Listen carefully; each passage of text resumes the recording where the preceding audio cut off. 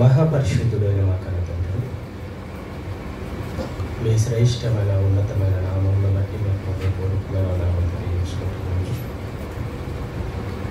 ఈ ఒక్కరోజు లేఖనాల పరిశోధన సదస్సులో మీ విలువైన వాక్కులను నేర్చుకుంటాం. మాలో ఉన్నటువంటి ప్రతి లోపాన్ని సరిచేసుకోండి. మీరు మాకు ప్రసాదించిన గొప్ప అవకాశమును బట్టి, ఇటు ధన్యతను మీరు మాకు ప్రసాదించిన దానిని బట్టి మీకు హృదయపూర్వకమైన వందనలు తెలియజేసుకుంటున్నాను. చేరుకుని వచ్చిన మీ పిల్లలు చెప్పబడుతున్న ప్రతి మాటలు జాగ్రత్తగా వింటూ ఆ మాటల్లోని ఆంతర్యాన్ని గ్రహించి వారి వారి బ్రతుకుల్లో ఉన్న ప్రతి లోపాన్ని సరిచేసుకోవడం సహాయంగా గ్రహించండి. మీ పిల్లల మేలు కొరకై మీరు రాయించిన ప్రతి మాటను ఆలోచించుటకు తగిన జ్ఞాన వివేకములను మీరు మాకు ప్రసాదించుకోవాలని కోరుకుంటూ క్రీస్తు పేరు కొద్ది ప్రార్థన సమర్పించుకుంటున్నాను కనుక ఆమేన్. ప్రేమైన దేవుని పిల్లారా, మన ప్రభువును పరిరక్షకుడైనటువంటి యేసుక్రీస్తు పేరట మీకు అందరికీ కూడా నా హృదయపూర్వకమైన వందనాలను తెలియజేసుకుంటున్నాను. అతి ప్రాముఖ్యంగా ముఖ్య వాక్యోపదేశకులు మరి the college of Bible technology పెద్ద కడుగూరు ప్రిన్సిపల్ అయినటువంటి సిహెచ్ రాజన్న గారికి నా హృదయపూర్వకమైన వందనాలను తెలియజేసుకుంటున్నాను. అలాగే నాతోటి జతపని వారైనటువంటి సేవకులందరికీ కూడా నా హృదయపూర్వకమైన వందనాలను తెలియజేసుకుంటున్నాను. పిల్లరా, సంఘాలలో కరువవుతున్న సమాధానం, ఇది చాలా అవసరమైనటువంటి పాఠం. సంఘము అంటే ఏంటి, దానికి ఉన్నటువంటి విశిష్టత ఏంటి, సంఘానికి ఉన్నటువంటి విలువ ఏంటి, సంఘంలో మనం ఎలా ఉండాలి, ఇవన్నీ కూడా మనకు అర్థం కావాలి. ఎందుకంటే సంఘము అనగానే అది ఎవరో కట్టినది కాదు, ఎవరో నిర్మించుకున్నది కాదు. సంఘ నిర్మాణం వెనక, సంఘ ఏర్పడటానికి గనక దాని వెనక దేవుడు కారణం, దేవుడే నిర్మించాడు అనటానికి ఎన్నో ఆధారాలు మనకు బైబిల్లో కనబడతాయి. ఈ సంఘం అనేది ఎలా ఏర్పడింది? ఎందుకంటే ఈరోజు లోకం ఎలా ఉందో సంఘం కూడా అలాగే కనపడుతుంటారు. మనకు లోకంలో ఉన్నటువంటి అలవాట్లు ఎలా ఉంటాయో సంఘంలో ఉన్న వారి అలవాట్లు కూడా అలాగే కనపడుతుంటాయి. లోకానికి సంఘానికి మధ్య తేడా ఏంటి? లోకానికి ఉన్నటువంటి గొప్పతనం ఏంటి, అలాగే సంఘానికి ఉన్నటువంటి గొప్పతనం ఏంటి? ఇది చాలా అవసరం నేర్చుకోవాలి. ఎందుకంటే లోకంలో ఉన్నదంతా కూడా ఏంటని దేవుడు చెప్పాడు? లోకంలో ఉన్నదంతా కూడా మొదటి యోహాను రాసిన పత్రిక 2వ అధ్యాయం 16వ వచనం చదువుకున్నాం ఒకసారి. మొదటి యోహాను రాసిన పత్రిక 2వ అధ్యాయం 16వ వచనం నుంచి మనం చదువుకుంటాం. ఏమని రాశాడు? లోకములో ఉన్నదంతయు అనగా శరీరాశయు, నేత్రాశయు, జీవపు డంబము అని అన్నాడు. ఇది ఎక్కడుండేది? నేత్రాశ కానివ్వండి, శరీరాశ కానివ్వండి, ఈ జీవపు డంబం ఇది ఎక్కడుంది అని దేవుడు చెప్పాడు? లోకంలో ఉంది. అనగా లోకములో ఉన్నదంతా కూడా ఎలాంటిది అంటే పాపానికి సంబంధించినది. లోకంలో ఉన్నదంతా కూడా పాపమయమైనది. ఈ లోకంలో ఉన్నటువంటి మనలను దేవుడు ఏం చేశాడు? దేవుడు ఏం చేశాడు? ఏర్పరుచుకున్నాడు, ప్రత్యేకపరుచుకున్నాడు, తన యొద్దకు పిలుచుకున్నాడు. ఎక్కడి నుంచి పిలుచుకున్నాడు మనల్ని? లోకములో ఉన్నటువంటి మనలను, ఈ పాపమైనటువంటి ఈ లోకంలో ఉన్నటువంటి మనలను ఏం చేశాడు అంటే ప్రత్యేకపరిచాడు, ఏర్పరుచుకున్నాడు, తన యొద్దకు పిలుచుకున్నాడు. ఆ ప్రత్యేకపరిచినదే సంఘము. అంటే లోకములో నుంచి ప్రత్యేకపరిచి లోకంలో నుంచి ఏర్పరచబడినదే ఏంటి? సంఘం. అందుకే లోకములో ఉన్నదంతయు కూడా శరీరాశ, నేత్రాశ, జీవపుటంబము అని అన్నాడు. కానీ అదే సంఘములో ఉన్న మనకు ఈ నేత్రాశ, అదే సంఘములో ఉన్న మనకు ఈ జీవపుటంబం, అదే సంఘములో ఉన్న మనకు ఈ శరీరాశ, ఇవన్నీ కూడా ఉన్నాయనుకోండి, అప్పుడు మనం సంఘంలో ఉన్నట్ట, లోకంలో ఉన్నట్ట? ఎందులో ఉన్నట్టు? మనం లోకంలోనే ఉన్నట్టు. లోకంతో స్నేహం చేసిన వాడు ఏమవుతాడని రాయించాడు? లోకంతో స్నేహం చేసిన వాడు ఏమవుతాడట? దేవునికి శత్రువు. యాకోబు రాసిన పత్రిక మీరు చూడండి. యాకోబు రాసిన పత్రిక 4వ అధ్యాయము 4వ వచనం నుంచి మీరు చూడగలిగితే, వ్యభిచారులారా, ఈ లోక స్నేహము దేవునితో వైరమని మీరెరుగరా అన్నాడు. ఈ లోకంతో స్నేహం చేయటం ఎవరితో వైరం పెట్టుకున్నట? ఎవరితో వైరం పెట్టుకున్నట్టు? దేవునితోనే వైరం. దేవునితోనే వైరం. ఒకనాడు లోకంలో ఉన్న నిన్ను ప్రత్యేకపరిచినటువంటి ఆ దేవుడు నిన్ను ప్రత్యేకపరిచి సంఘములోనికి చేర్చితే, మరలా లోకంలో ఉన్నవే సంఘంలో కనపడితే, అప్పుడు నిజంగా దేవుడికి నీకు శత్రుత్వమా లేక సమాధానమా? ఏది కనపడుతుంది? శత్రుత్వమే కనబడుతుంది. లోకంలో ఉన్న నిన్ను ప్రత్యేకపరిచి తన యొద్దకు చేర్చుకున్నప్పుడు, సంఘంగా నిలబెట్టిన తర్వాత, మరలా లోకాన్ని గురించి నువ్వేం చేయకూడదు? ఆలోచించకూడదు. ఈరోజు సంఘాలు చూడండి, సంఘాలలో మనకు కరువు అవుతున్నదంతా ఒకటి కనబడుతుంది. ఏంటి కనబడుతుంది అంటే సమాధానం ఉండదు. చూడండి, సమాధానం కనిపించదంట. ఒకరి పట్ల ఒకరికి సఖ్యత లేదు, ఒకరి పట్ల ఒకరికి ప్రేమ కనపడదు, ఒకరి పట్ల ఒకరు కనికరం కనపడదు. ఈ దయ అనేది ఒకరి పట్ల ఒకరికి ఎవ్వరికి కనిపించట్లేదు. చూడండి, ఎక్కడది? లోకంలో కాదు. లోకంలో పగలు, లోకంలో కక్షలు, లోకంలో కలహాలు, లోకంలో అసూయలు, లోకంలో ఉండవలసినవన్నీ కూడా ఎక్కడ కనబడుతున్నాయి అన్నమాట? ఎక్కడ కనబడుతున్నాయి? సంఘములో కనబడుతుంటాయి. సంఘంలో కనబడుతుంటాయి. నిజంగానండి, సంఘం ఎంత గొప్పదో తెలుసా? సంఘం ఎంత గొప్పది అంటేనండి, ఆయన ఎవరి రక్తం ఇచ్చి కొన్నాడు అని రాయించాడు దేవుడు. అపోస్తల కార్యం చూడండి. సంఘం ఎంత గొప్పది అంటేనండి, ఎంత గొప్పది అంటే నిజంగా దేవుడు సంఘం విషయంలో ఒక ఆలోచన కలిగి ఉన్నాడంటే ఎంత గొప్పది అని రాయించాడు అంటేనండి, 20వ అధ్యాయం 28వ వచనం మీరు చూడగలిగితే, 20వ అధ్యాయం 28వ వచనంలో, దేవుడు తన స్వరక్తం ఇచ్చి సంపాదించిన సంఘం ఎవరిదట? సంఘం ఎవరిదట?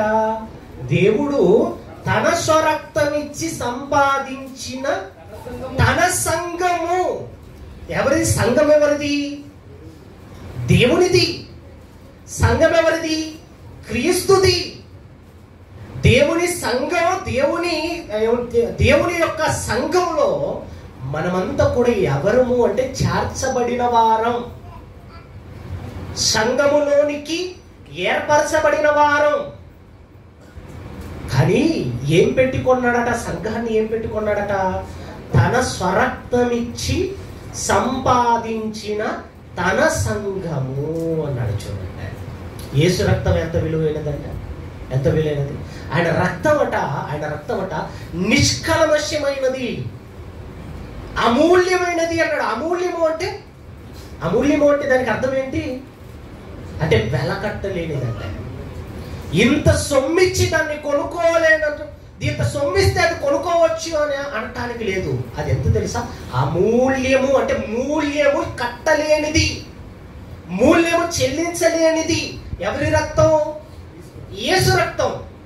అంత శ్రేష్టమైన, అంత ఘనమైన, అంత విలువైన ఆ రక్తాన్ని పెట్టి కొన్నదేది అంటే సంఘము. ఎంత గొప్పది చూడండి సంఘం. సంఘము ఎంత గొప్పది అంటే ఆయన స్వరక్తం ఇచ్చి సంపాదించాడు ఈ సంఘాన్ని, ఆయన స్వరక్తం ఇచ్చి కొన్నాడు ఈ సంఘాన్ని. అందుకే అన్నాడండి, ఆ సంఘం ఎవరిదన్నాడు?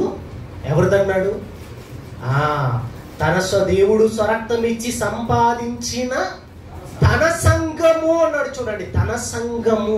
సంఘం ఎవరిది అంటే దేవునిది. అంటే దేవునిది సంఘం.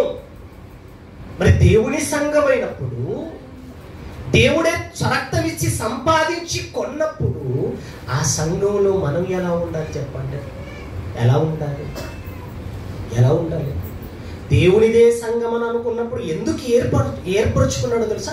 లోకంలో నుంచి మనల్ని ఏర్పాటు చేసుకోవడానికి గల కారణం ఏంటో తెలుసా? కొరింథీయులకు రాసిన మొదటి పత్రిక మీరు చూడండి. కొరింథీయులకు రాసిన మొదటి పత్రిక మొదటి అధ్యాయము 2వ వచనం చదవండి ఒకసారి. కొరింథీయులకు రాసిన మొదటి పత్రిక 1వ అధ్యాయం 2వ వచనంలో కొరింథీయులోనున్న దేవుని సంఘమునకు అన్నాడు. చూడండి, సంఘం ఎవరిదంటున్నాడు ఇక్కడ కూడా? దేవుని సంఘమునకు అనగా క్రీస్తు యేసునందు పరిశుద్ధపరచబడిన వారి పరిశుద్ధులుగా ఉండుటకు పిలవబడిన వారు అన్నాడు. చూడండి, సంఘంలోనికి ఎందుకు పిలిచాడట ఆయన? పరిశుద్ధులుగా ఉండుటకు పిలవబడ్డాం. సంఘంలోకి రావటానికి కారణం ఏంటి అంటే పరిశుద్ధులుగా ఉండటానికి మనల్ని ఏం చేస్తున్నాడట? పిలవబడ్డాడు. పరిశుద్ధులుగా ఉండటానికి, పరిశుద్ధులుగా ఉండవలసినటువంటి మనం ఏమైపోతున్నాము అంటే అపవిత్రులమైపోతున్నాం. అంటే ఎలా అపవిత్రులమైపోతున్నాం? ఎలా ఆ పరిశుద్ధతను కోల్పోతున్నాం? ఎలా దేవుడు సంఘంలోనికి మనల్ని చేర్చుకున్నటువంటి ఉద్దేశం వేరు, మనం బ్రతుకుతున్నటువంటి ఉద్దేశాలు వేరు. సంఘంలోనికి ఎందుకు చేర్చుకున్నాడట? ఎందుకు చేర్చుకున్నాడు అన్నాడు? ఆ పరిశుద్ధులగుటకు. మనల్ని ఏం చేశాడు అంటే పిలుచుకున్నాడు, ఏర్పాటు చేసుకున్నాడు. ఎక్కడి నుంచి? లోకంలో నుంచి సంఘములోనికి. అంటే సంఘము అనగా లోకంలో నుంచి వేరైనది, లోకంలో నుంచి ఏర్పాటు చేయబడినదే సంఘము. అదే రోమీయులకు రాసిన పత్రిక చూడండి, 1వ అధ్యాయము 2వ వచనంలో కూడా. రోమీయులకు రాసిన పత్రిక 1వ అధ్యాయము 2వ వచనం చూడండి ఒకసారి. 2వ వచనంలో మీరు చూడగలిగితే, దేవుని సువార్త నిమిత్తము ప్రత్యేకింపబడిన వాడైన పౌలు రోమాలో ఉన్న దేవుని పిల్లలందరికీ అనగా పరిశుద్ధులుగా ఉండుటకు పిలువబడిన వారందరికీ శుభమని రాయినది అని అన్నాడు. చూడండి, అంటే సంఘంలోకి మనం చేర్చబడ్డాము అంటే దేని కొరకు చేర్చబడ్డాము అంటే పరిశుద్ధులుగా ఉండటానికే. అందుకే ఎవరు చేస్తున్నారట? సంఘంలోనికి ఎవరు చేస్తున్నారట? ఎవరు చేస్తున్నారు అని విన్నాం. అపోస్తల కార్యం చూడండి ఒకసారి. అపోస్తల కార్యం 2వ అధ్యాయము 47వ వచనం మీరు చూడగలిగితే, 47వ వచనం చూడగలిగితే ఎలా పవిత్రమైపోతాయి. ఈరోజు లోకంలో ఉన్న కక్షలు ఎక్కడ కనపడుతుంటాయి? సంఘంలో కనపడుతుంటాయి. లోకంలో ఉన్న పగంతా కూడా ఎక్కడ కనపడుతుంటది? సంఘంలో కనపడుతుంటది. లోకంలో ఉన్న కలహాలన్నీ ఎక్కడ కనపడుతుంటాయి? సంఘంలో కనపడతాయి. లోకంలో ఉన్న అసూయలన్నీ ఎక్కడ కనపడుతుంటాయి? సంఘాలలో కనపడుతుంటాయి. ఇప్పుడు ఇది దేవుని సంఘం అనాలా లేకపోతే లోకం అనాలా? ఏమని పిలవాలి? దేవుని సంఘం అయితే పరిశుద్ధులుగా ఉంటారు. దేవుని సంఘం అయితే దేవునికి అనుకూలంగా బ్రతుకుతారు. అయితే ఈ సంఘములో కూడా పగలు, ఈ సంఘంలో కూడా కక్షలు, ఈ సంఘంలో కూడా అసూయ, ఈ సంఘంలో కూడా అన్ని కనపడుతున్నప్పుడు నిజంగా దేవుని సంఘం అని ఎలా పిలవగలం చెప్పండి? ఒకనాడు దేవుని సంఘం అని పిలువబడిన ఆ సంఘాలలోనే ఎలా ఉందో తెలుసా పరిస్థితి? ఎలా ఉందో తెలుసా? అంటే దేవుని సంఘం అని పిలువబడిన ఆ సంఘాలలోనే ఎలా ఉందో ఒకసారి మీరు చూడండి. కొరింథీయులకు రాసిన మొదటి పత్రిక మీరు చూడగలిగితే, కొరింథీయులకు రాసిన మొదటి పత్రిక 1వ అధ్యాయం 11వ వచనం చదవండి ఒకసారి. కొరింథీయులకు రాసిన మొదటి పత్రిక 1వ అధ్యాయము 11వ వచనం మీరు చూడగలిగితే 11వ వచనంలో 10 నుంచి చదవండి ఒకసారి. 10 నుంచి చదవగలిగితే, సహోదరులారా మీరందరూ సంఘంగా చేర్చబడిన వారందరూ కూడా ఎలా ఉండాలని దేవుడు కోరుకుంటున్నాడట? మీరందరూ ఏకభావముతో మాట్లాడవలననియు, మీలో కక్ష్యలు లేక ఏక మనసుతోనూ ఏక తాత్పర్యముతోనూ మీరు సన్నద్ధులై ఉండవలనని మన ప్రభువు అయిన యేసుక్రీస్తు పేరట మిమ్మును వేడుకొనుచున్నాను అని అన్నాడు. చూడండి, సంఘాన్ని వేడుకుంటున్నాడండి. ఎవరు? అపోస్తలులైనటువంటి పౌలు.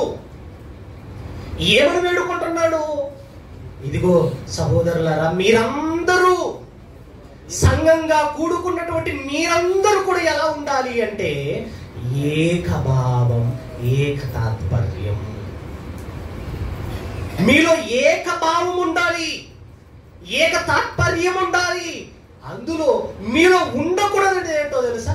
మీలో కక్షలనేవి కూడా అస్సలు వాటికి చోటు ఇవ్వకండి అన్నట్టు. కక్షలకు చోటు ఇవ్వకండి. ఎందుకు అంటే ఆనాడు కొరింథీ సంఘంలోనే ఎలాంటి కక్షలు ఉన్నాయో చెప్తున్నాడు. చూడండి, మాట్లాడుతున్నాడు 11వ వచనంలో, నా సహోదరులారా మీలో కలహములు కలవని మిమ్మును గూర్చి క్లోయో ఇంటి వారి వలన నాకు తెలియవచ్చెను అన్నాడు. చూడండి, కలహం. ఈ కలహాలు ఎందులో ఉన్నాయట? కొరింథీ సంఘంలో. కలహాలు ఎక్కడుండాలి చెప్పండి? లోకంలో కదా ఉండవలసినది. లోకంలో ఉండవలసినటువంటి కలహాలు, లోకంలో ఉండవలసినటువంటి అసూయలన్నీ కూడా ఎక్కడొచ్చేసాయి ఇప్పుడు అంటే దేవుని సంఘం అని పిలువబడుతున్నటువంటి ఆ సంఘంలో ఏమొచ్చేసిందట? కలహం. ఈరోజు చూడండి, ఒకరంటే ఒకరికి పడి చూడండి. ఒకరు మంచిగా మాట్లాడుతున్నప్పుడు లేదా ఒకరు మంచిగా ఎదుగుతున్నప్పుడు మరొకరి నుంచి వచ్చేస్తుంటది. ఏంటో తెలుసా? కలహం, అసూయ. ఇవి ఎక్కడ కనపడాలో తెలుసా? లోకంలో కనపడాలి, సంఘంలో కనపడకూడదు. ఎలాంటి కలహాలు ప్రారంభం ఏంటో తెలుసా? ఎలాంటి కలహాలు ప్రారంభమయ్యాయి అంటే కొరింథీలో ఉన్నటువంటి ఆ సంఘంలో ఎలాంటి కలహాలు ప్రారంభమయ్యాయో చెప్తున్నాడు. చూడండి, ఎలాంటివట చూడండి ఒకసారి. ఎలాంటివట? మీలో ఒకడు అంటున్నాడు. చూడండి, మీలో ఒకడు ఏమంటున్నాడట?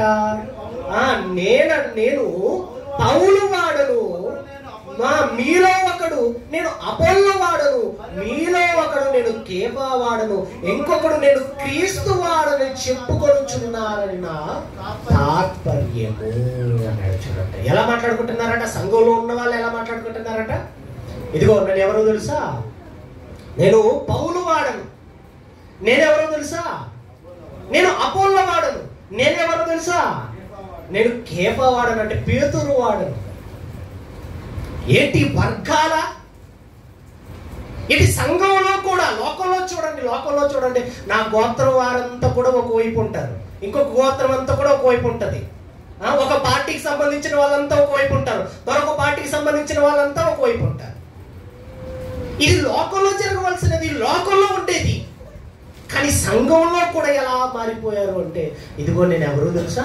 నేను పౌలు వాడను, నేను అపోల్లో వాడను, నేను కేఫా వాడను, నేను ఎవరినో తెలుసా? నేను క్రీస్తు వాడను. ఏంటి విభజింపబడటమా? ఒకరికొకరు గ్రూపిజాలుగా మారిపోవటమా? ఇది లోకంలో జరగాలయ్యా, లోకంలో ఉండవలసినదయ్యా, సంఘంలో ఉండేది కాదయ్యా. ఇది సంఘం అనగానే క్రీస్తు స్వరక్తం ఇచ్చి సంపాదించినది, అమూల్యమైన రక్తం చేత కొనబడినది. ఇదిగో పాపులైన మనలను లోకంలో నుంచి వేరు చేసి లోకంలో నుంచి సంఘంగా ఏర్పాటు చేశాడే. సంఘంలో నీవు ఎలా ఉండాలి అంటే పరిశుద్ధులుగా బ్రతకాలి. మీలో పగలు ఉండకూడదు, మీలో కక్షలు ఉండకూడదు, మీలో కలహాలు ఉండకూడదు. ఏముండాలి అంటే ఒకే ఒక్కటి ఉండాలో తెలుసా? సమాధానం అనేది మీలో కనిపించాలి. సమాధానం కనిపించాలి. ఈరోజు సంఘాలలో సమాధానం మనకు కనిపించచ్చు అంటే ఎక్కడైనా కనపడుతుందా చెప్పండి? సమాధానం అనేది సంఘాల్లో కనపడుతుందా? ఒకే సంఘంలోనే ఉంటాం, ఒకే దగ్గరే కూర్చుంటాం, ఒకరికొకరు వందనాలు చెప్పుకో. ఏంటి సమాధానమా? అప్పుడప్పుడు చూడండి, ఇద్దరు పక్క పక్కనే కూర్చుంటారు, కానీ ఒకరికొకరు మాత్రం వందనాలు చెప్పుకోరు. ఎందుకు? నేనే చెప్పాలా, ఆమె చెప్పకూడదా? నేను ముందు వచ్చానా, ఆమె ముందు వచ్చిందా? ఎవరు ముందు వచ్చారు? నేనే కదా ముందు, ఆమె కదా ముందు వచ్చింది. ఆమె ముందు వచ్చింది కనుక ఎవరు చెప్పాలి? ఇప్పుడు ఆమె చెప్పాలి. ఇటు సంఘంలో కూడా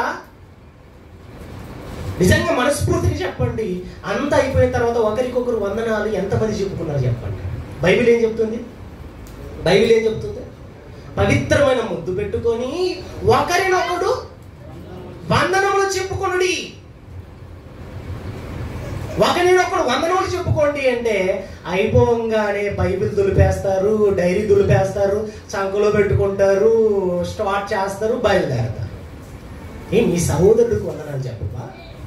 నీ సహోదరుడితో కొన్ని నిమిషాలు ప్రేమగా నువ్వు మాట్లాడవా? నీ సహోదరుడితో నీవు సమాధానం కనపరచలేవా? ఎన్ని కనబడుతుంటాయి చూడండి సంఘాలలో. సమాధానం కరువైపోయింది. సంఘాలలో సమాధానం లేదు. సంఘంలో ఉండవలసినది సమాధానం, కక్షలు కాదు. సంఘంలో ఉండవలసినది సమాధానం, అసూయలు కాదంటే. ఎలా మారిపోయారట వీళ్ళంతా కూడా గ్రూపిజం చేసేసారు చూడండి. నేను ఫలానా అతడి పార్టీ, నేను ఫలానా అతనికి నేను ఫేవరెట్. ఉన్నారా? అలాంటి వారు కూడా ఉన్నారా? ఉన్నారండి, ఉన్నారు. ఇక ఎంత దరిద్రం అంటే చూడండి, సంఘాలలో ఎంత దరిద్రం అంటే ప్రాంతీయ భేదాలు వచ్చేసాయి. నిజంగా చెప్పండి, ప్రాంతీయ భేదాలు ఉన్నాయి. ఇతడు ఫలానా ఊరివాడు, ఇతడు ఫలానా ఊరివాడు, ఇతడు ఫలానా ఊరివాడు, ఇతడు ఫలానా ఊరివాడు. వర్గ భేదము చూసాం, ప్రాంతీయ భేదము చూస్తున్నాం. ఇవన్నీ కూడా లోకంలో ఉండవలసినవయ్యా, ఇవి సంఘంలో ఉండకూడదు. సంఘం అనేది దేవుడు రక్తమిచ్చి సంపాదించినది. ఆయన రక్తానికి అమూల్యమైన దానికి విలువ కట్టేయడంత రక్తం ధారపోసి నిన్ను పవిత్రంగా చేసి ఒక సంఘంగా ఏర్పాటు చేసిన తర్వాత మరలా కక్షల్లోనికి ఎందుకు, మరలా కలహాలలోనికి ఎందుకు, మరలా అసూయలు ఎందుకయ్యా నీకు? సంఘం అంటే పవిత్రమైనది కదా, సంఘం అంటే పరిశుద్ధమైనది కదా, సంఘం అంటే దేవుడు రక్తమిచ్చి సంపాదించినది కదా. ఈ సంఘంలో ఉన్న తర్వాత నీలో కక్షలు, సంఘంలో ఉన్న తర్వాత నీలో అసూయలు, సంఘంలో ఉన్న తర్వాత నీలో పగలు, ప్రతీకారాలు నీలో కనపడుతున్నాయి అంటే నీవెవడో తెలుసా? నిజంగా సంఘంలో ఉండవలసిన వాడు కాదు. ఎందులో ఉండవలసిన వాడు? లోకంలో ఉండవలసిన వాడు. లోకంలో ఉండవలసిన వాడు. అదే చెప్తున్నాడు చూడండి. కొరింథీయులకు రాసిన పత్రిక 3:3 చదవండి ఒకసారి.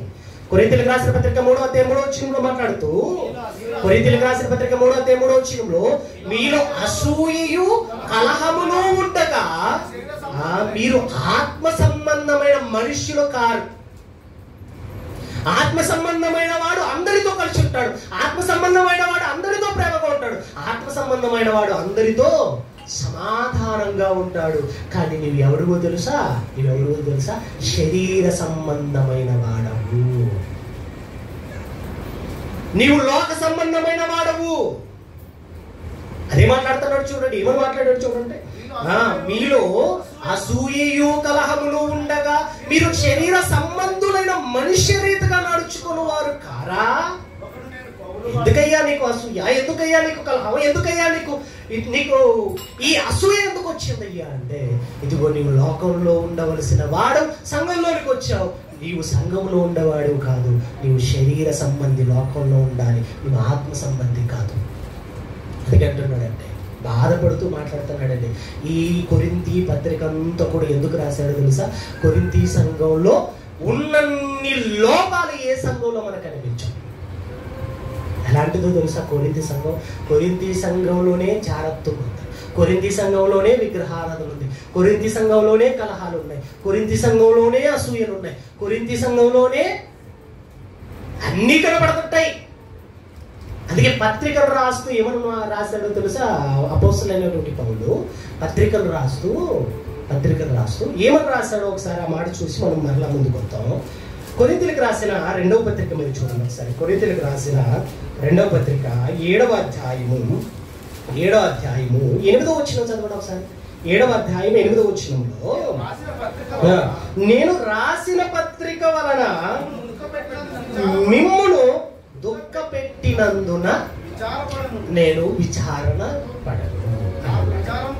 ఏంటి ఎలా రాశాడన్నమాట? పత్రిక ఎలా రాసింటాడు చెప్పండి? పత్రిక ఎలా రాసింటాడు? పత్రిక చదవంగానే నీ కొడుకు నీకు ఉత్తరం రాశాడు, రాసిన వెంటనే నీకు ఎలా ఉంటుంది? ఆనందం ఉంటుంది, దుఃఖం ఉంటుంది. ఏం కనబడుతుంది నీలో? ఆనందం కనబడుతుంది. కానీ పౌలు పత్రిక రాశాడట, కొరింథీకి పత్రిక రాశాడట. పత్రిక రాసినప్పుడు ఆ పత్రిక వాళ్ళని ఏం చేస్తుందట? దుఃఖం. అంటే ఎంత ఘాటుగా రాసింటాడు చెప్పు, ఆలోచించండి. దుఃఖం దుఃఖం కలిగినా కూడా నేను ఈ విషయంలో మాత్రం అసలు విచారపడను. ఎందుకంటేనండి, మనిషికి మంచిగా చెబితే ఎవ్వరు ఉన్నట్టుంటే. అందుకే ఇదే కొరింథీలోనే మాట్లాడతాడు. ఏమని మాట్లాడతాడో తెలుసా? నేను మీ యొద్దకు బెత్తంతో రావాలనా దేనితో రావాలన్నా మాట్లాడుతున్నాడు. నేను మీ యొద్దకు వచ్చినప్పుడు కొరింథీయులకు రాసిన మొదటి పత్రిక చూడండి, 4వ అధ్యాయము 20వ వచనం మీరు చూడగలిగితే, కొరింథీయులకు రాసిన పత్రిక మొదటి పత్రిక 4వ అధ్యాయం 20వ వచనంలో, దేవుని రాజ్యం మాటతో కాదు శక్తితోనే ఉన్నది, మీరు ఏదో కోరుకుంటున్నారు, బెత్తముతో నేను మీ యొద్దకు రావాలనా, ప్రేమతోను సాత్వికమైన మనసుతోను రావాలనా. ఎందుకు మాట మాట్లాడతారు?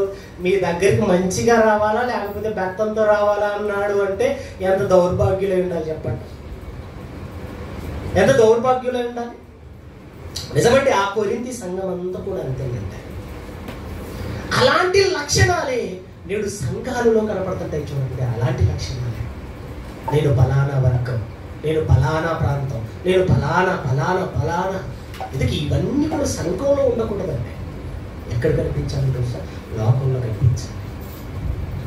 లోకంలో ఉండవలసిన సంఘంలోకి వస్తే ఎంత ప్రమాదము అంటేనండి, నిజంగా సంఘమే దెబ్బైపోతుంది. ఆయన అంత కష్టపడి తన స్వరక్తం ఇచ్చి సంపాదించి తన సంఘాన్ని మనకిస్తే, ఆ సంఘంలో ఇవన్నీ మనం చేసామనుకోండి, నిజంగా క్రీస్తు త్యాగాన్ని వృధా చేసిన వారు ఎవరైతే. అందుకేనండి, సంఘంలో వచ్చామా పరిశుద్ధంగా ఉండాలి, సంఘంలో వచ్చామా భయముతో ఉండాలి, సంఘానికి వచ్చామా మనము అందరితో ప్రేమగా ఉండాలి, ఎవరితో విభేదాలొద్దు, ఎవరితో కక్షలొద్దు, ఎవరితో అసూయలొద్దు, కలహాలొద్దు. వీటన్నిటి వలన నీ జీవితానికి ప్రయోజనం లేదు, అలాగే మిగిలిన వారి జీవితాలకు ప్రయోజనం లేదంటే. అందుకే బాధపడ్డాడు. అసూయలు కక్షలు మీలో ఉన్నాయి అంటే మీరు ఎలాంటి వారో తెలుసా? మీరు శరీర సంబంధులు అన్నాడు. శరీర సంబంధులు అంటూనే మాట్లాడారు చూడండి. ఏమని మాట్లాడారు? 3వ అధ్యాయం 4వ వచనంలో ఒకడు నేను పౌలు వాడను మరి ఒకడు నేను అపోల్లో వాడను అని చెప్పుచున్నప్పుడు, మీరు ప్రకృతి సంబంధులైన అసలు మనుషులు కారా? అసలు మీరు ఆత్మ సంబంధం ఏముంది? మీరు ఆత్మీయంగా ఎక్కడ ఆలోచించారు? లోకంలో ఉన్న వాళ్ళు ఇలా ఆలోచిస్తారు, నేను ఫలానా వాడను, ఫలానా ప్రాంతపు వాడను, ఫలానా అని లోకంలో ఉన్న వాళ్ళు ఆలోచిస్తారు. సంఘంలోకి వచ్చి కూడా నేను ఫలానా అంటున్నాము అంటే నిజంగా మనం ఆత్మ సంబంధమైన వాళ్ళమా లేదా ప్రకృతి సంబంధమైన వాళ్ళమా? శరీర సంబంధమైన వాళ్ళమా ఆత్మ సంబంధమైన వాళ్ళమా? ఒకసారి ఆలోచించండి. నేను మరలా చెబుతున్నా, ఎవరిలో కక్షలు, ఎవరిలో కలహాలు, ఎవరిలో అసూయలు ఇవి ఎవరిలో కనిపించాయా వాడు నిజంగా సంఘంలో ఉండవలసిన వాడు కాదు, లోకంలో ఉండవలసిన వాడు.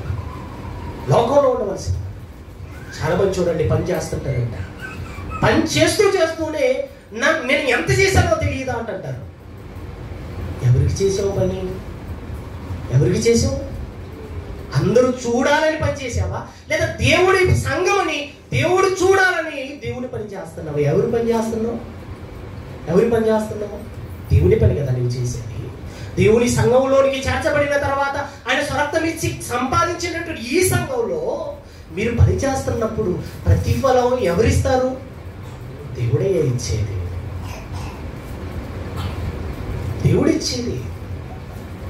నిజంగానండి, సంఘంలోకి వచ్చిన తర్వాత చాలా జాగ్రత్తగా బ్రతకాలి. సంఘంలోకి వచ్చిన తర్వాత చాలా చాలా చాలా జాగ్రత్తగా ఉండాలి. ఎందుకు అంటే ఇది సంఘం ఎవరితో కాదు, ఈ సంఘం ఎవరిది? క్రీస్తుది. అందుకే సంఘాన్ని దేనితో పోల్చాడు? దేనితో పోల్చాడు సంఘాన్ని? శరీరంతో పోల్చాడండి. ఎందుకు శరీరంతో పోల్చాడో తెలుసా? ఎందుకు శరీరంతో సంఘాన్ని పోల్చాడో తెలుసు? అది శరీరంలోనండి, శరీరంలో ఎన్నో అవయవాలు ఉంటాయండి, ఎన్నో అవయవాలు ఉంటాయి. కాలు, చేతులు, కళ్ళు, ముక్కు, చెవులు, నోరు, ఇలా మనకు పై కనపడేటివే కాక కనపడని అవయవాలు ఎన్నో మనకు కనపడుతుంటాయి. ఊపిరితిత్తులు కానీ, గుండె కానీ, కిడ్నీ కానీ, ఇవన్నీ కూడా ఎన్నో అవయవాల సమ్మేళనే ఒక శరీరం. శరీరం. అందుకే ఆ శరీరం ఏంటట? శరీరం, సంఘం, శిరస్సు ఎవరట? క్రీస్తు అన్నాడు. శరీరంతో ఎందుకు పోల్చాడో తెలుసా? శరీరంతో ఎందుకు పోల్చాడో తెలుసా? అంటే శరీరంలో ఎప్పుడైనా నీ కుడి కన్నుతో ఎడమ కన్ను ఎప్పుడైనా పోట్లాడిందా? ఎప్పుడైనా పోట్లాడిందా? నీ కుడి చేతితో ఎడమ చెయ్యి ఎప్పుడైనా పోట్లాడిందా? నీ కుడి కాలుతో ఎడమ కాలు ఎప్పుడైనా పోట్లాడిందా? ఎప్పుడైనా పోట్లాడిందా? మరి శరీరంలో ఒకదానికొకటి విరోధంగా ఏది కనపడనప్పుడు, ఒకదానికొకటి ఎప్పుడు సమాధానంగా ఉంటున్నప్పుడు, సంఘం అనే ఈ శరీరంలో, క్రీస్తు సంపాదించిన ఈ సంఘం అనేటువంటి ఈ శరీరంలో ఒకరికొకడు ఎందుకు పోట్లాట, ఒకరికొకరికి ఎందుకు విరుద్ధం, ఒకరికొకరికి ఎందుకు అసూయ, ఒకరికొకరికి ఎందుకు కక్షలు కనపడుతున్నాయి చెప్పండి? అంటే నువ్వు శరీరంలో అవయవాలుగా లేవు. శరీరంలో అవయవాలన్నీ కలిసి పనిచేస్తుంటాయి. చూడండి, దేనికైనా విరోధంగా ఏదైనా కనపడుతుందో చెప్పండి. మీ శరీరంలో ఎన్నో అవయవాలు ఉన్నాయి కదా, ఎన్నో అవయవాలు ఉన్నాయి కదా. అవయవాలలో ఏ అవయవమైనా ఒకదానితో ఒకటి ఏదైనా గొడవ పడిందా? ఎప్పుడైనా గొడవ పడిందా? లేదండి, నా కుడి కాలుతో ఎప్పుడు నా కుడి చేయి గొడవ పడుతుందండి అన్న వాళ్ళు ఎవరైనా ఉన్నారు? చేతులు ఎత్తండి ఒకసారి. ఉన్నారా? ఎవరు కనపడతారండి అలా? సంఘాన్ని చూపెట్టి సంఘం శరీరం అని ఎందుకు చెప్పాడో తెలుసా? శరీరాన్ని ధరించుకున్న నీవు నీ శరీరంలో అవయవాలన్నీ ఎలా ఐక్యతతో ఉంటున్నాయో, నీ శరీరంలో అవయవాలన్నీ కూడా ఎలా సమాధానంగా బ్రతుకుతున్నాయో, ఎంత సఖ్యతతో బ్రతుకుతున్నాయో ఒక్కసారి శరీరం కలిగిన నీవు సంఘం అనే శరీరంలో కూడా నేను ఒక అవయవంగా ఉన్నాను, నేను కూడా అందరితో సమాధానంగా బ్రతకాలి అన్న ఇంగిత జ్ఞానం లేకపోతే నీవు సంఘంలో ఉండవలసిన వాడు కాదు, సమాజంలో ఉండవలసిన వాడు, లోకంలో ఉండవలసిన వాడు. నీవు శరీర సంబంధి, ప్రకృతి సంబంధమైన మనుషుడు. నీవు ఆత్మ సంబంధమైన వాడు కాదు. నువ్వు సంఘానికి ఏమిటి శరీరాన్ని గురించి మాట్లాడితే ఏమని మాట్లాడాడు చూడండి ఒకసారి. కొరింథీయులకు రాసిన మొదటి పత్రిక మీరు చూడగలిగితే, కొరింథీయులకు రాసిన మొదటి పత్రిక 12వ అధ్యాయం, కొరింథీయులకు రాసిన మొదటి పత్రిక 12వ అధ్యాయము 20 నుంచి చదవండి ఒకసారి. 20 నుంచి 18 నుంచి చదవండి, బాగుంటుంది. 18 నుంచి మీరు చదవండి. అయితే దేవుడు అవయములలో ప్రతి దానిని చిత్త ప్రకారం శరీరంలో ఉంచెను. అవయవం అన్నీ ఒక్క అవయవం అయితే శరీరం ఎక్కడ? అవయములు అనేకములైనను శరీరము ఒక్కటే అన్నాడు. అవయవాలు ఎన్నో ఉండొచ్చు, కానీ అవయవాలన్నీ కలిసి ఏమయ్యాయి? ఒకే శరీరం, ఒకే శరీరం అని చెబుతూ మాట్లాడుతున్నాడు. చూడండి 20 వచనంలో గనుక కన్ను చేతితో నీవు నాకు అక్కర్లేదని చెప్పజాలదు, తన పాదముతో మీరు నాకు అక్కర్లేదని చెప్పజాలదు అని అన్నాడు. ఎప్పుడైనా నాకు కన్ను అవసరం లేదని కాలు ఎప్పుడైనా చెప్పిందా? ఎప్పుడైనా చెప్పిందా? అప్పుడప్పుడు చూడండి సంఘంలో ఉంటుంటారు. చూడండి, నాకు వాడు అవసరం లేదురా, వాడిని బయటికి గంటేంద్రా అంటారు. అవసరం లేదా? సంఘంలో నిన్ను ఎలాగైతే రక్తం ఇచ్చి వేసుకున్నాడో ఇతను కూడా అలాగే రక్తం ఇచ్చి వేసుకున్నాడు. నీకు ఏ రక్తం అయితే, ఎంత అమూల్యమైన రక్తం అయితే కొట్టి నిన్ను ఆ సంఘంలో చేర్చాడో అలాగే ఇతను కూడా అదే అమూల్యమైన రక్తమే కొన్నదయ్యా, అతనెంతో నువ్వంతే. ఇందులో భేదాలు కనపడుతుంటాయి చూడండి. నేను గొప్ప, అతడు తక్కువ. నేను ముందు, అతడు వెనక. నేను గొప్ప, అతడు అసలు ఏం లేదు. అతను పక్కకి నెట్టేసి అంటారు. నీలో గొప్పతనం ఏముంది? నిన్ను కొన్న రక్తమే ఆయన్ను కొన్నది, నిన్ను కొన్న రక్తమే ఆమెను కొన్నది. నీలో గొప్పతనం ఏముంది? చాలా మందికి ఈ ఇంగిత జ్ఞానం తెలియదండి. ఈ ఇంగిత జ్ఞానం అనేది మనిషికి ఉంటుంది. ఎలా ఉంటారు తెలుసా? నేనేనండి, నేనే. ఇది సంఘంలో ఎవ్వరిని ఎప్పుడు వేరు చేయకూడదు. ఎప్పుడు ఎవ్వరిని కూడా ఇతడు తక్కువ వాడిని ఎప్పుడు మాట్లాడకూడదండి. ఎందుకంటే శరీరములో ప్రతి అవయవం అవసరం. అంటే మేము చెప్పేవాళ్ళం అండి, చెప్పేవాళ్ళైన మేము వినేవాళ్ళు లేకపోతే మీరు ఆఫ్టర్లు అని మిమ్మల్ని అన్నాం అనుకోండి, వినేవాళ్ళే లేరు. మేము ఎవరికి చెప్పాలి చెప్పండి అన్నప్పుడు మీరు గొప్ప, మేము గొప్ప. ఎవరు గొప్ప? ఎవరు గొప్ప చెప్పండి? చెప్పేవాళ్ళు ఉన్నారు, వినేవాళ్ళు లేరు. అప్పుడు ఏంటి మన గొప్పతనం ఏంటి? వినేవాళ్ళు ఉన్నారు కాబట్టి మేము చెప్తున్నాం, అంతేనా? మీరే లేరు అనుకోండి, మేము ఎవరికి చెప్తాం చెప్పండి. అందుకే ఆ సంఘంలో కూడా గొప్ప తక్కువ అని ఏది సంఘంలో ఉండకూడదండి.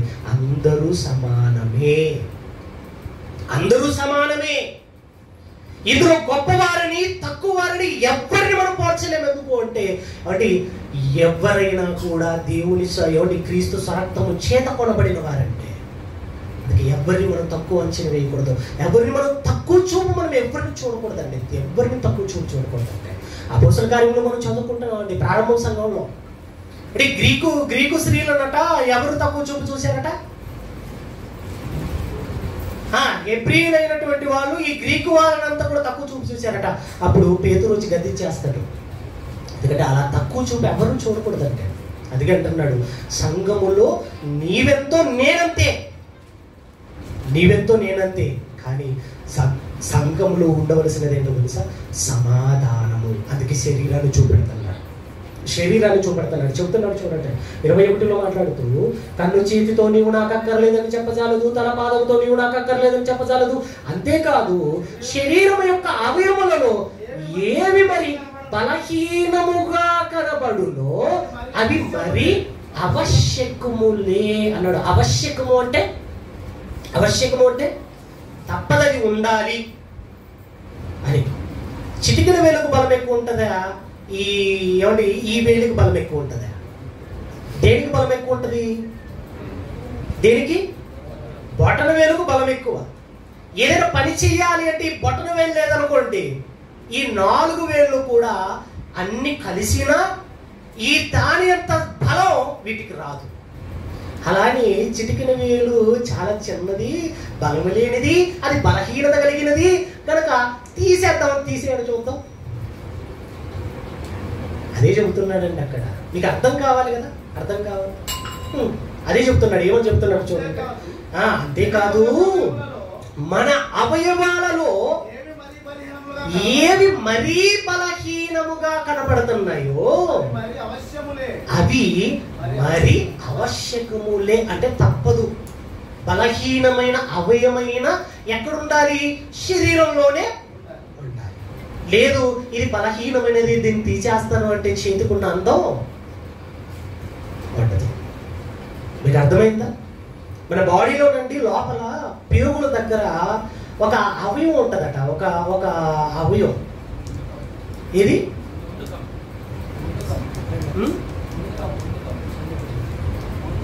ఉండుకం. ఈ అవయవం మన శరీరంలో ఉంటుందట. కానీ శాస్త్ర ప్రపంచం అంతా కూడా ఇది ఎందుకుందా అని ఆలోచిస్తున్నారు. ఆలోచించి అది ఉండడమే వేస్ట్, అది ఉన్నా ఒకటి లేకపోయినా ఒకటి అని అతన్ని తీసేశారు. తీసేసిన తర్వాత తీసేసిన వాళ్ళకి ఎన్ని ప్రాబ్లమ్స్ వస్తాయో మనకు అర్థమైపోతాయి. అప్పుడు తెలుసుకొని అంటున్నారు, ఆ అవయవం దేవుడు ఎందుకు పెట్టాడు? ప్రతి అవయవాన్ని తన చిత్త ప్రకారంగా శరీరంలో ఉంచి. ఏమిటి శరీరాన్ని చేసిన దేవుడికి తెలియదా ఆ అవయవం ఎందుకు పెట్టాడు అన్నది? ఇప్పుడు అంటున్నారండి, ఆ అవయవం ఉండడం వల్ల మనకు ఎన్నో లాభాలు ఉన్నాయట. అందుకే అపెండిక్స్ వచ్చిన వాళ్ళకందరికీ కూడా దాన్ని ఏం చేస్తుంటారు? కట్ చేస్తుంటారు, చూడండి, తీసేస్తుంటారు. కానీ దేవుడు ఏది బలహీనమైనది అని అనుకుంటున్నాడో ఆ బలహీనమైన దాన్ని కూడా దేవుడికి తెలుసు కదా. ఆ బలహీనమైన దాన్ని కూడా ఇదిగో చూపెడుతున్నారు చూడండి, కింద అది చిన్నది వేలాడబడిందా, అది ఏమి పనికిరానిదని కట్ చేశారు చాలా మంది. కానీ అది చాలా ఉపయోగం అండి. ఎందుకంటే శరీరాన్ని చేసిన దేవుడికి తెలుసు ఏ అవయవం ఎక్కడ ఉండాలో, ఏ అవయవం ఏ పని చేయాలో, ఏ అవయవం వల్ల ఏ అవసరత ఉన్నదో అది దేవుడికి తెలుసు కనుక శరీరంలో పెట్టేశాడంటే. అందుకే అపెండిక్స్ అయిన వాళ్ళకందరికీ కూడా అది కట్ చేస్తుంటారు.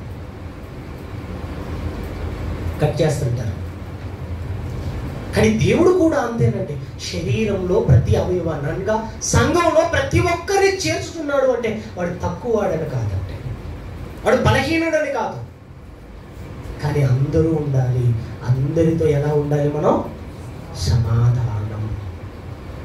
సమాధానం. అందుకే చూడండి, మరలా చదవటం కంటిన్యూగా మీరు చదవగలిగితే, శరీరములో ఏ అవయములు ఘనత లేనివని తలంతుమో ఆ అవయములను మరీ ఎక్కువగా కనపరుచుతున్నాము అన్నాడు. చూడండి, ఘనత లేనిదని ఏ అవయవాల గురించి అయితే మీరు మాట్లాడతారో ఆ అవయవమట మరీ గనపరుస్తున్నామట, దాన్ని మరీ గనపరుస్తున్నామట. శరీరంలో ఉన్న అవయవాలను చూడండి ఒకసారి, ఏ దానికొకటి విరోధంగా ఏది పనిచేయదు, ఏ దానికొకటి విరోధంగా ఏది ఉండదు. అలాంటిది సంఘం అనే ఈ శరీరంలో మాత్రం ఎలా కనపడుతుంటారో చూడండి. ఒక అవయవం మరొక అవయవానికి విరోధం, ఒక చెయ్యి మరొక చేతికి విరోధం. దీన్ని శరీరం అన్నారు. అందుకే సంఘం అనేటువంటి ఈ శరీరంలో చేర్చబడిన మనం ఎలా ఉండాలో తెలుసా? అందరితో సమాధానంగా ఉండాలంటే, అందరితో సమాధానంగా. ఎవడైనా ఏమన్నా అని అన్నిపడ్డా అన్నండి, ఏమవుతుంది అంటాడు, బాధపడతాడు. తర్వాత నీ పరిశుద్ధత నీవు కాపాడుకోవాలి కదా. అప్పుడప్పుడు చూడండి, ఎవరైనా ఒక మాట అంటే తిరిగి 100 మాటలు అనేస్తుంటాం మనం. దానివల్ల ప్రయోజనం ఏముంటుంది? అంటే అననివ్వండి, ఎవరంటారు? సోదరుడే అంటాడు, సోదరుడే అంటాడు. నీ కుటుంబంలో ఉన్న వాళ్ళు నిన్ను ఒక మాట అన్నారు అనుకోండి, ఏం చెప్తారు చెప్పండి? నీ కుటుంబంలో ఉన్నారు, 2 అన్నదమ్ములు ఉన్నారు, 2 అన్నదమ్ముల్లో గొడవ వచ్చింది. గొడవ రాగానే ఊరూరు ఇల్లు చెప్పకుండా తిరుగుతారా? తిరగరు కదా. ఏం చేస్తారు? అంటేనివ్వండి నా అన్నండి, అంటేనివ్వండి నా తమ్ముడండి, అంటేనివ్వండి నా అక్కండి, అంటేనివ్వండి నా చెల్లండి. నీ కుటుంబంకైతే ఇదొక న్యాయం, సంఘంలో అయితే ఎవడో ఒక మాట అంటే నాకు ఆ మాట అన్నా నేను సంఘానికి రాను అంటాడు. ఎవరి కోసం ఎవరు మొదలుకుంటున్నావు? ఒక వ్యక్తి కోసం చివరికి ఎవరిని వదులుకుంటున్నావు తెలుసా? దేవుణ్ణి వదులుకుంటున్నావు. నీకు ఇది అర్థమవుతుందా? అర్థమవుతుందంటే నీవు ప్రకృతి సంబంధిగా ఆలోచిస్తున్న ప్రతి క్షణం దేవుడికి దూరం అయిపోతుంటావు. అందుకేనండి సంఘంలో కలహాలు, సంఘంలో కక్షలు, సంఘంలో అసూయలు, సంఘంలో ఇవేవి కూడా మనకు ఉండకూడదండి, ఏవి ఉండకూడదండి. ఈ సంఘం క్రీస్తుది, అందులో కేవలం మనం పనివారం మాత్రమే. అందుకే సంఘాన్ని శరీరంతో పోల్చారు. ఎందుకో తెలుసా? శరీర అవయవాలు ఎంత ఐక్యత కలిగి ఉంటాయో చూడండి ఒకసారి, ఎంత సమాధానంగా ఉంటాయో చూడండి ఒకసారి. కాలుకు ముళ్ళు గుచ్చుకుంటే కళ్ళలో నీళ్ళు వస్తాయి. ఎందుకు? గుచ్చుకున్నది కళ్ళక. దేనికి? గుచ్చుకున్నది కాళ్ళకైతే కళ్ళల్లో నీళ్ళు ఎందుకు రావాలి? అవయవాల ఐక్యత. అందుకే అదే చెప్తున్నాడు చూడండి. మీకు రాయించదు ఏమండి, అక్కడ రాయించడానికి కారణం ఏంటో తెలుసా? సంఘాన్ని గురించే రాయిస్తున్నాడు చూడండి. 24 వచ్చిన మీరు చూడగలిగితే, సుందరములైన మన అవయములకు ఎక్కువైన సౌందర్యం అక్కర్లేదు, అయితే శరీరములో వివాదము లేక అవయములు ఒకదానితో ఒకటి ఏకముగా పరామర్శించులాగున దేవుడు తక్కువ దానికి ఎక్కువ ఘనత కలిగేసి శరీరమును అమర్చి ఉన్నాడు. కాగా ఒక అవయవం శ్రమపడినప్పుడు అవయములన్నీ దానితో కూడా శ్రమపడును. ఒక అవయవం ఘనత పొందినప్పుడు అవయములన్నీ కూడా దానితో కూడా సంతోషించును అన్నాడు. చూడండి, శరీరంలో అవయవం ఒక అవయవం కష్టపడుతుంది అనుకోండి, మిగిలిన అవయవాలంతా ఏం చేస్తాయట? దానితో పాటు కష్టపడతాయంట. ఒకరు పని చేస్తున్నారు అనుకోండి బయట, మిగిలిన వాళ్ళంతా ఏం చేస్తారు చెప్పండి? కష్టపడతారా? ఇలా చూస్తూ నిలబడిపోతారా? ఎలా చూస్తారు? ఉదయం రావంగానే ఎవరు మోసే కసువు ఊడుస్తున్నాడు, చూసినప్పుడు అనిపించిందంటే ఒక పని చేసేటప్పుడు, నిజంగా ఒక పని చేసేటప్పుడు అందరూ ఒక పని కలిసి చేసామనుకోండి, ఎంతసేపు అవుతుంది అది? పనిలో నీకు తృప్తి, నాకు తృప్తి. అలానే అవయవాలు ఉన్నవన్నీ కూడా, కాలు పని చేస్తుంది కనుక ఇప్పుడు చెయ్యికి రెస్ట్ అని చెయ్యి రెస్ట్ తీసుకుంది అనుకోండి, ఏం చేస్తుంది? అన్నం తినాలి. అన్నం తినేటప్పుడు కాసేపులో ఉంటే అన్నం పెట్టేస్తారులేండి, తిందురు. తినేటప్పుడు అన్నం దేంతో తింటాం? నోటితో తింటాం. అంటే చేతితో తీసుకెళ్ళి నోట్లో పెడతాంలేండి, అంతే కదా? చేతితో తీసుకెళ్ళి నోట్లో పెడతాం. నోరు కనుక, నోరు ఈ అన్నమంతా కూడా నోరు నమలాలి అని చెయ్యి పక్కన ఉండిపోయింది అనుకోండి, రెస్ట్ తీసుకుంది అనుకోండి, ఇది ఎవరి పని? అన్నం తినే పని ఎవరిది? దంచే పని ఎవరిది? నోటిది. నోరు దంచుతుంది కనుక చెయ్యి కాసేపు పక్కన ఉందాం అని అనుకుంది అనుకోండి, ఎలా పెడతావు? పల్లెంలోకి ఏం పెట్టాలి? అప్పుడు తల పెట్టాలి, అంతే కదా? పల్లెంలోకి తల పెట్టాలి. కానీ నువ్వు చెయ్యి ఎదురు పెడతావు, చేతి పని కాదు కదా అది. తినాల్సిందేది, నవలాల్సిందేది నోరు. మరి నోరుతో తినేదానికి చెయ్యి ఎందుకు పని చేయాలి? నోరుతో తినేదానికి ఈ చేతితో ప్లేట్ పట్టుకొని, ఈ చేతితో కలుపుకొని, ఈ చేతితోనే మరలా లోపలికి పెట్టి తోసేస్తుంటామే. మరలా తిన్న తర్వాత లోపలికి వేసేసిన తర్వాత ఏది తొయ్యాలి? లోపలికి ఏది తొయ్యాలి? వచ్చిన సరకంతా ఒకటి తొయ్యాలి. లోపలికి ఏది తొయ్యాలి? నాలుగు తోస్తుంది. నాలుగు తొయ్యకుండా అలాగే వచ్చింది అనుకోండి, వెళ్ళిన స్టాక్ అంతా ఎక్కడ నిలబడుతుంది? అంటే అవయవాలలో ఒక ఐక్యత చూడండి. ఒకటి పని చేస్తున్నప్పుడు మరొకటి ఏం చేస్తుంటది? అది కూడా ఆ పనికి సహకారం, ఆ పనికి తోడు వెళ్తుంటది. ఎందుకు? అదేనండి శరీరానికి ఉన్నటువంటి లక్షణాలు. సంఘానికి కూడా అదే ఉండాలి. ఒకరు పని చేస్తున్నారా, వెళ్ళి నిలబడి చూడటం కాదు. ఒకరు కష్టపడుతున్నారా, వెళ్ళి నిలబడి చూడటం కాదు. చాలా మంది అండి పని చెయ్యాలంటే కూడా డ్రెస్ చూసుకుంటుంటారు. దేనికి? డ్రెస్ పాడైపోతుందండి. తమ్ముడు ఉన్నాడు భాస్కర్, కర్రలు ఎత్తుతున్నాడు. కర్రలు ఎత్తేటప్పుడు ఒకటి రెండు ఏమండి ఆ షర్ట్ కట్టకుండా ఒకటి రెండు అటొకటి ఇటొకటి తీసుకెళ్ళొచ్చు, కానీ అలా చేయలేదు. అన్ని ఒకదానికొకటి పైన పెట్టేసి మొత్తం పైకి లేపేసుకుంటున్నాడు. అప్పుడు అనుకున్నా శరీరం ఏమంటే షర్టు పాడవుతుందన్న ఆలోచన తమ్ముడికి లేదా అనుకున్నానండి. చాలా మంది చూడండి, పని చెయ్యాలంటే ఒళ్ళం కాదు, పని చెయ్యాలంటే షర్టు పాడవుతుంది, పని చెయ్యాలంటే 10 మంది చూస్తారు కనుక నన్ను ఏమనుకుంటారు, 10 మందిలో నేను ఏమవుతాను? అలానే 4 లోపలికి తొయ్యకుండా ఉందనుకోండి, నువ్వు తినగలవా? తృప్తి పడగలవా? ఎవరు పడగలరా చెప్పండి? అందుకేనండి శరీరం అనగానే సంఘం. ఈ శరీరాన్ని చూడు, ఒకదానికొకటి విరోధం ఉండదు, ఒకదానికొకటి ఒకటి వైరం అనేది మనకు కనపడదు శరీరంలో. అలానే మీరు కూడా సంఘంలో ఎలా ఉండాలో తెలుసా? ఒకరికొకరు విరోధంగా ఎవ్వరూ ఉండకూడదు. అందరితో సమాధానం. ఇది సంఘంలో ఉండాలి. ఒకదానికి ఘనత కలిగినప్పుడు మిగిలినవన్నీ ఏం చేస్తుంటాయట?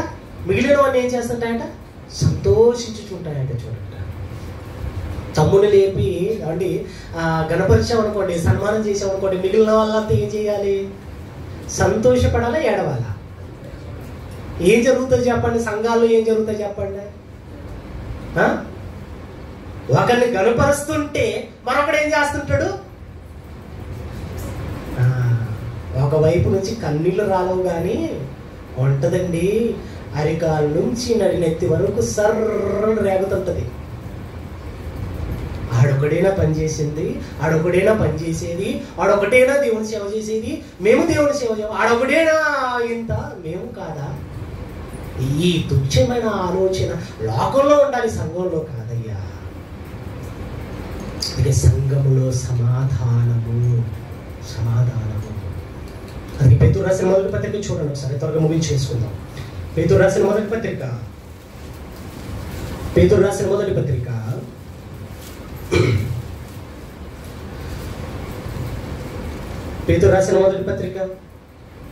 3వ అధ్యాయం 11వ వచనం చూడండి ఒకసారి. 11వ వచనం మీరు చూడలేదే, పేతురు రాసిన మొదటి పత్రిక 3వ అధ్యాయం 11వ వచనంలో కీడు నుండి తొలగి మేలు చేయాలి. ఏం చేయాలట? కీడు నుండి తొలగి ఏం చేయాలట? మేలు చేయాలి.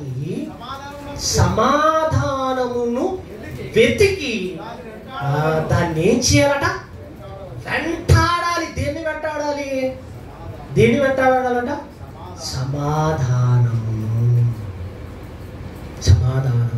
కీడు నుండి తొలగి ఏం చేయాలట? మేలు చేయాలి. కీడు చేసిన వారికి కీడు చేయడం కాదు, కీడు చేసిన వారికి ఏం చేయాలి? మేలు చేయాలి. అందుకే అంటాడు కదా దేవుడు, ఏమని మాట్లాడతాడు? మేలు చేత కీడును చేయించుము అంటాడు. అందుకేనండి, ఒకరిని కీడు చేశాడా, కీడుకు కీడు తలపెట్టకు. ఏం తలపెట్టాలి? మేలే చేయి. సమాధానమును ఏం చేయాలట? సమాధానమును వెతికి దాన్ని ఏం చేయాలట? వెంటాడాలంటండి. నాకు ఇతనితో సమాధానం లేదా, అతన్ని వెతికి అతనితో ఏం చేయాలట? సమాధానాన్ని నువ్వేం చేయాలట? సమాధానమును వెతికి దానిని వెంటాడుము. సమాధానం అంటే ఎవరిలోనైనా కక్షలు ఉన్నాయి, ఎవరిలోనైనా పగలు ఉన్నాయి, ఎవరిలోనైనా కలహాలు ఉన్నాయి, ఎవరిలోనైనా అసూయలు ఉన్నాయి, వెతకండి, వెళ్ళండి, సమాధాన పడండి. ఎందుకు తెలుసా? సమాధానపరుచు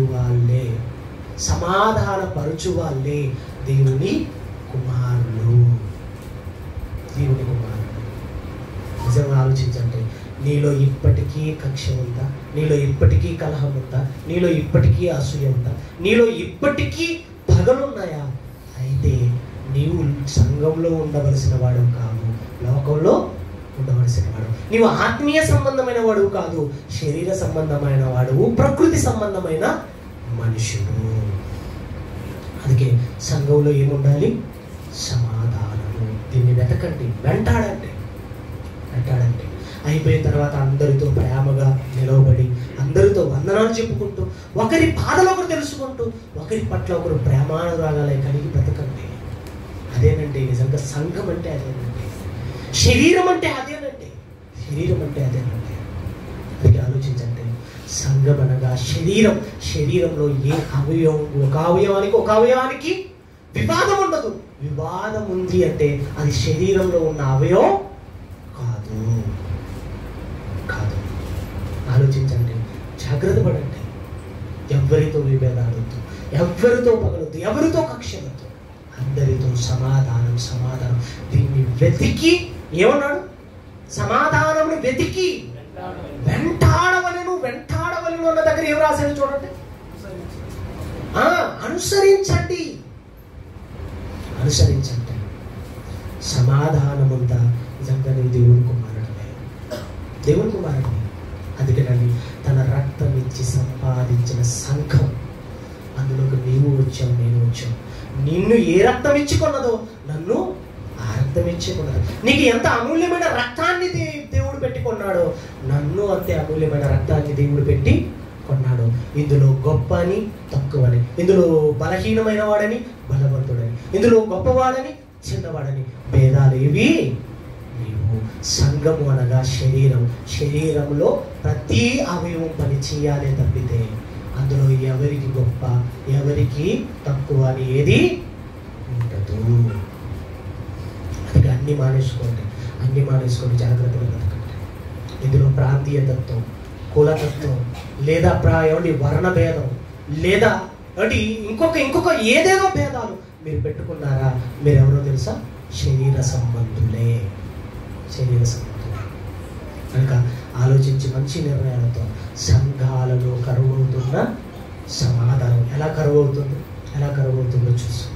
కనుక జాగ్రత్త పడండి.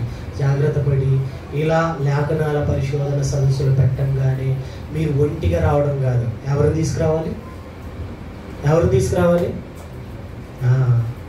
మీ కృపా జీవమును కృపావరములో పాలివారైన మీ భార్యలను మీరు ఏం చేయాలి?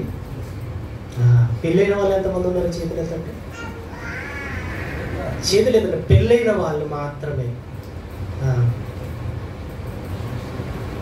మరి మీ సగం శరీరం ఎక్కడుంది చెప్పండి. ఎందుకంటేనండి ఈ లేఖనాల పరిశోధన సదస్సులు ఏదో అంగు ఆర్భాటాలకు కాదు. దైవజనుల ద్వారా కొన్ని హెచ్చరిక మాటలు విని మనం సంఘంగా ఉన్న మనం బలపడటానికి. ఎందుకంటే మనం మన ఫ్యామిలీలతో వచ్చామనుకోండి, కూర్చొని చక్కగా వింటాం. మొదటికి అవ్వమ్మలంతా ఎలా అని చెప్పాడు దేవుడు చెప్పండి? ఎలాంటి వాళ్ళని చెప్పాడు? బలహీనమైన ఘటమని అన్నాడా? ఎక్కువ బలహీనమైన ఘటమని అన్నాడా? చదవండి, మాట చదవండి, ముగించేస్తాను నేను. ఒకసారి పేతురు రాసిన మొదటి పత్రిక గురించి చూడండి. ఒకసారి పేతురు రాసిన మొదటి పత్రిక ముగించేస్తా. అన్నమాటలు అయితే అందరికీ తినేద్దరులేండి. మీకోసం చక్కటి వంటలు చేశారు సహోదరులు, తినేద్దరు. 3వ అధ్యాయం 7వ వచనం చదవండి ఒకసారి. 3వ అధ్యాయం 7వ వచనం.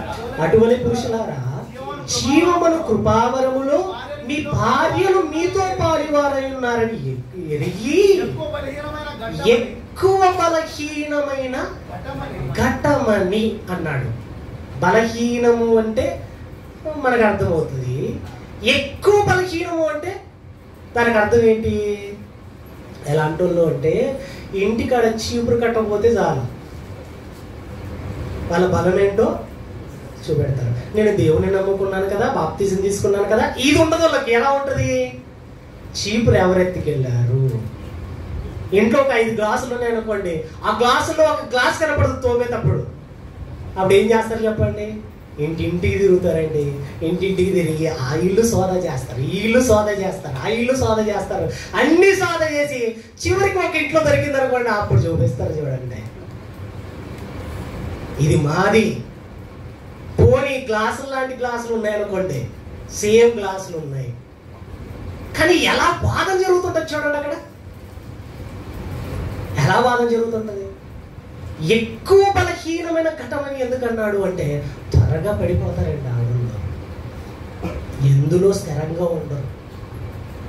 అందుకే అలాంటి వాళ్ళకి ఏం చేయాలి?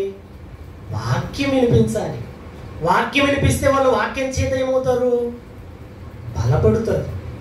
అప్పుడు మీకు అడ్డు ఆటంకు ఏది ఉండదు. అదే చెప్తాడు చూడండి, ఏమని మాట్లాడాడు? ఎక్కువ బలహీనమైన ఘటమని భార్యను సన్మానించి మీ ప్రార్థనలకు అభ్యంతరము కలుగకుండునట్లు జ్ఞానం చెప్పిన వారితో కాపురము చేయండి అన్నాడు. మీరు తీసుకెళ్ళి వినిపిస్తున్నారనుకోండి, తీసుకొచ్చి వినిపిస్తున్నారనుకోండి, అప్పుడు ఏం చేస్తారు? మీ ప్రార్థనలకు వాళ్ళు ఏమవరు? అడ్డవరు. లేదు అనుకోండి, అప్పుడు ఏం చేస్తారు? మీరేమో ఆత్మ సంబంధులుగా ఉంటారు, వాళ్ళేమో శరీర సంబంధులుగా ఉంటారు. అప్పుడు ఏం జరుగుతుంది? నేను ప్రార్థనకు పోతానని నువ్వు అంటావు, ఆమె ఏమంటది? బాగొచ్చేవులే అంటారా? బాగొచ్చేవులే ఫస్ట్ పెట్టి అన్ని పక్కన పెట్టి పద అంటారు.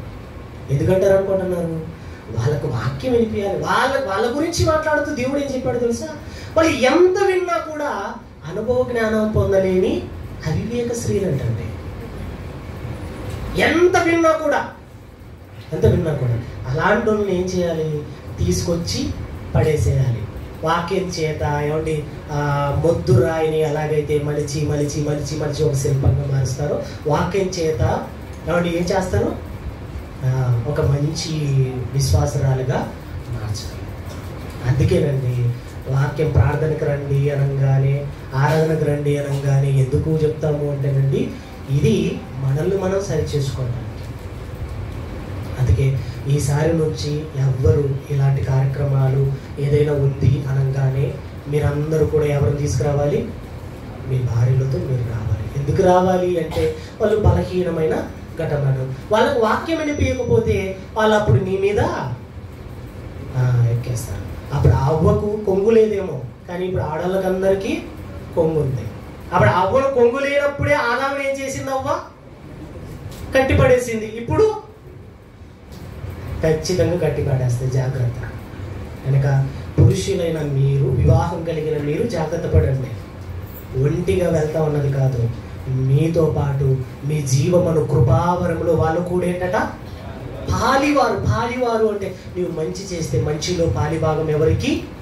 మీ భార్య ఉండాలి. మీరు సేవకి వెళ్తే మీ సేవలో పాలిభాగం ఎవరికి ఉండాలి? భార్యకు ఉండాలి. మీరు దేవుని పని చేసి దేవుని పనిలో పాలిభాగం ఎవరికి ఉండాలి? భార్యకు ఉండాలి. లేదంటే ఈ పని నాను నా భార్య చేస్తామంటే ఇలా మాట్లాడుతున్నారు అనుకోండి, అప్పుడు ఏంటో తెలుసా? నిజంగా జీవమును కృపావరములో పాలివారైన మీ భార్యలతో మీరు జ్ఞానం చెప్పుడు ఏం చేస్తున్నారు? కాపురం చేస్తున్నారు. లేదనుకోండి, అప్పుడు తర్వాత కథ అవ్వ ఆదాము. కళ్ళు మూసుకొని ప్రార్థన చేసుకోండి. మహాపరిశుద్ధుడు మా కన్న తండ్రి, మీ శ్రేష్టమైన ఉన్నతమైన నామమును బట్టి మీకు హృదయపూర్వకమైన వందనాలు తెలియజేసుకుంటున్నాను. నాయన, ఈ ఒక్కరోజు లేఖనాల పరిశోధన సదస్సులో తెలియజేసుకుంటున్నాను. సంఘాలలో సమాధానము లేక కక్షలతో, పగలతో, అసూయలతో కొట్టుమిట్టాడుతున్నటువంటి అనేక సంఘాలకు బుద్ధి కలుగుతుంది. అలా మీ మాటలు రాయించారు. వాటినే కొన్నింటిని ఆలోచించగలిగా ఉంటారు. ఆలోచించే వివేచన జ్ఞానాన్ని భోజనం అనంతరం జరగబోయేటువంటి తరగతి విషయంలో తోడుగా ఉందండి. మీ కుమారుని ద్వారా అనేక సంగతులు నేర్చుకుంటాం. సంఘం బలపడి నైనా మరింతగా మీరు అనుకున్న విధంగా సంఘమంతా కలిసి బ్రతకడానికి సహాయం నిర్ణయించమని కోరుకుంటూ క్రీస్తు పేరు కొద్ది ప్రార్థన సమర్పించుకుంటున్నాను. కడతాను. ఆమేన్.